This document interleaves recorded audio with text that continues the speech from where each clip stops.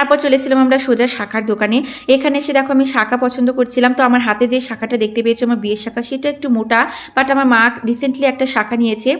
খুব সরু, তো সেরকম সরুর মধ্যে আমার একটা শাখা নেওয়ার খুব ইচ্ছে ছিল, সেই জন্য আর কি শাখাটা পরছিলাম না আমি, যে বারবার খোলা পড়া করলে হয়তো ভেঙে যেতে পারে বিয়ের শাখাটা।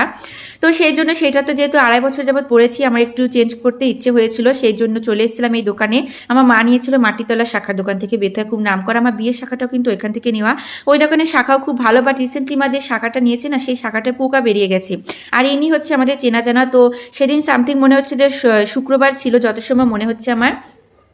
সেই জন্য রোডের ধারে যেহেতু এই দোকানটা ছিল, এখানে আমি আর আমার মা চলে গেছিলাম, বাবা কিন্তু আসেনি, বাট মাটা যখন নিয়েছিল মা আর বাবা এসে নিয়ে গেছিল। তো এই যে দেখো আমি আর আমার মা কিন্তু শাখার দোকানে চলে আসলাম, যেহেতু সন্ধ্যেবেলা আমি আমার শ্বশুরবাড়ি পাড়ায় মানে কাকা শ্বশুরের বাড়িতে যাব, সেখান থেকে শ্বশুরবাড়িতে যাব, আমার ভাসুর আর যায় অ্যানিভার্সারি, তো সেই জন্য শ্বশুরবাড়িতে যাব, শাখা পরবো না, এমনি যে বাপের বাড়ির লোকজনের এরকম কথাবার্তা